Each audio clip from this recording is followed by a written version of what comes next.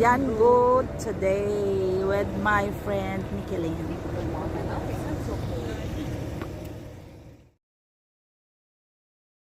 We're already in the bus, guys.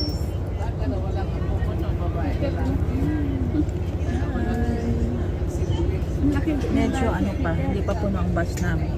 Nag-antay pa ng mga ibang kasama. How many hours na siya? Mga 3 hours na. 2 to 3 hours. Yeah, 2 to 3 hours. So, samahan nyo kami guys. Lilibot tayo sa Yanbo today. We're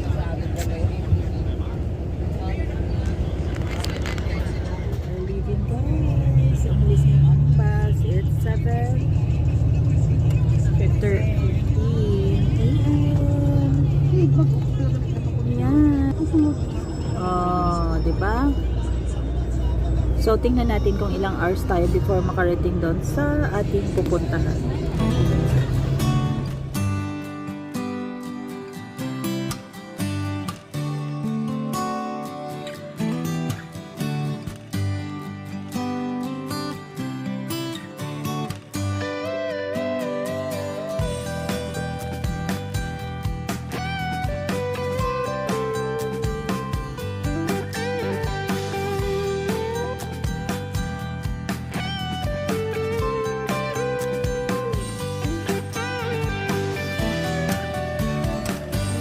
In Yanbo. So the first stop will be here in Yanbo. Red Sea Boating. Yan, naka-retouch na kami ng aming lipstick. Tingnan ko si Juice. Kapula ng lipstick. We're here in Yanbo. Assalamualaikum. At last, dito na kami. Guys! Oh, Chun Sea. Wow. Deep blue sea.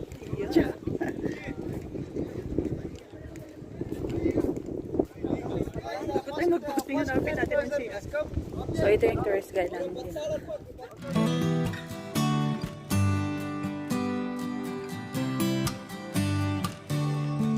So, we'll go boating, guys. Okay. There. Yun yung mga... Okay, pasa mira.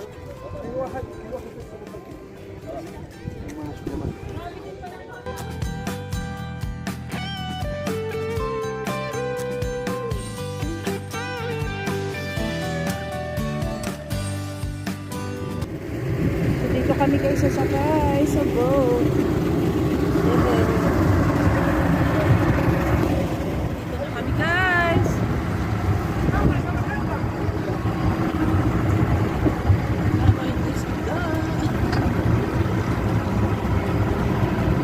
Mainit dyan.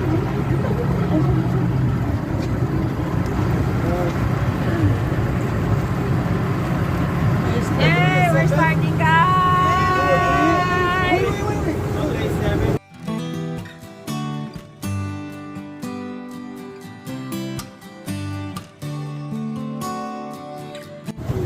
Kaya pala kailangan guys yung yung ID.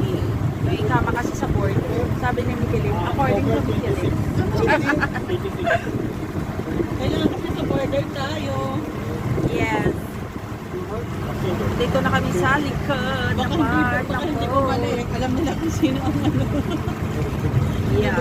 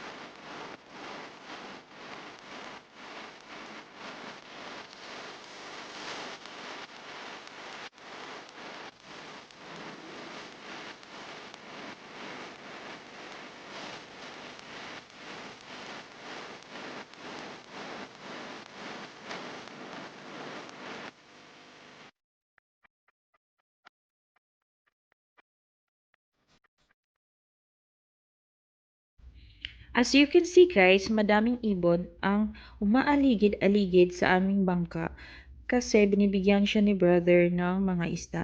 Tingnan nyo, hinahagis niya yung mga isda.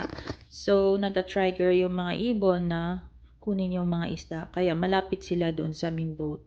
Kaya maganda siyang picturean yung mga birds guys, okay? Tingnan nyo, nag-aano siya. Sumasama-sama siya doon sa bangka namin na sinasakyan.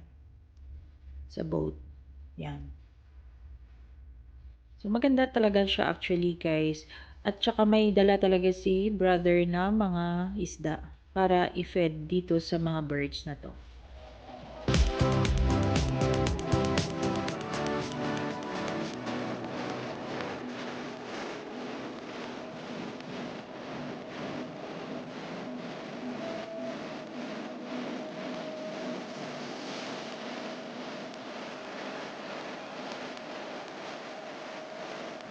What is that, sir? Enchilada na? Minawa?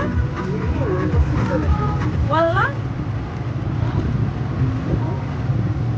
5 years daw.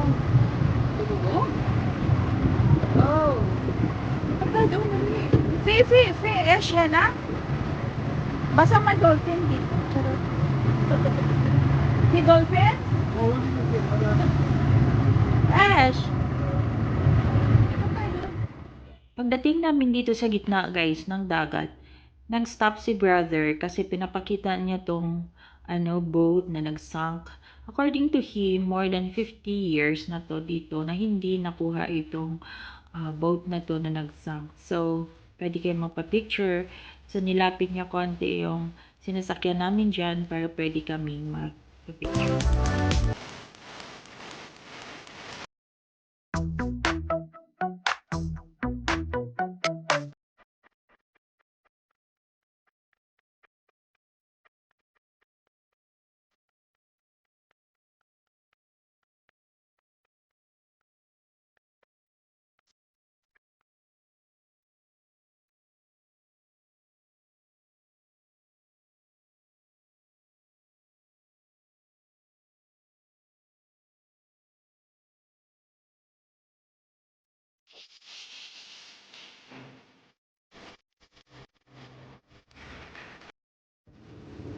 So, sobrang hangin talaga dito guys sa gitna ng dagat. As you can see kung saan saan na pumupunta yung aking hair. Super messy na yung hair ko. Tapos hindi ko alam kung saan ko hahawiin kasi sobrang hangin. And then, dito pa kami sa harap ng boat. So, kaya hirap siyang i-balance kasi yung nag-drive ng boat, kung saan saan niya rin nag-exhibition siya, nagpapakitang gilas. So, yan. Pero maganda talaga yung experience. And besides, dapat pag pumunta ka sa isang lugar, i-appreciate mo talaga at i-enjoy mo lang kung saan ka man pumunta, diba? Para worth it yung effort mo at saka yung pagod plus yung expenses. Pero actually, hindi siya expensive yung pag-boating. Ano lang siya, 25, I think 30 reals na. Parang worth the experience lang talaga siya. And to think na after a long day's work, dito parang ma-unwind ka naman. So, yan guys. Madami pa kami actually na adventure dito sa Yangon.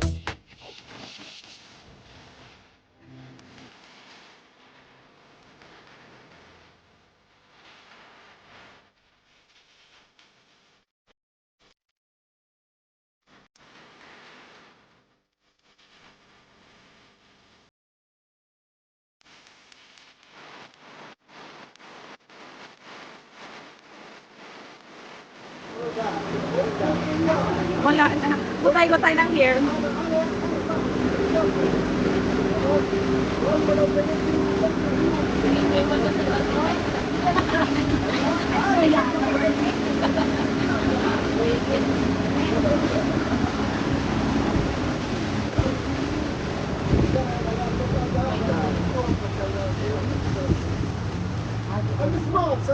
Mano na naman siya, oh. Magta-turn na naman siya.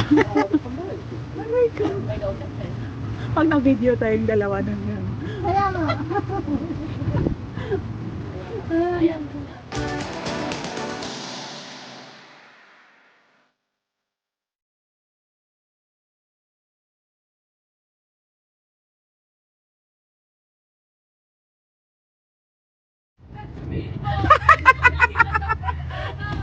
Sa Red Sea nakita. Sa Red Sea. Hindi nakita sa Obor. Sa Red Sea nakita.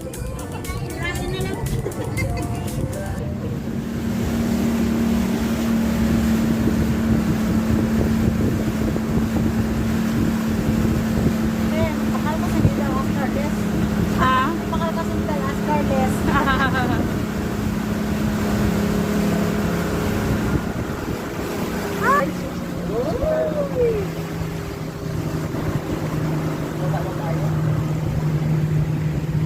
Malapit naman na sa shore, guys. I think dito na kami. Ay, oo, no? Oh, daan na kami. Oh my God. We're done. Done. So, pabalik na.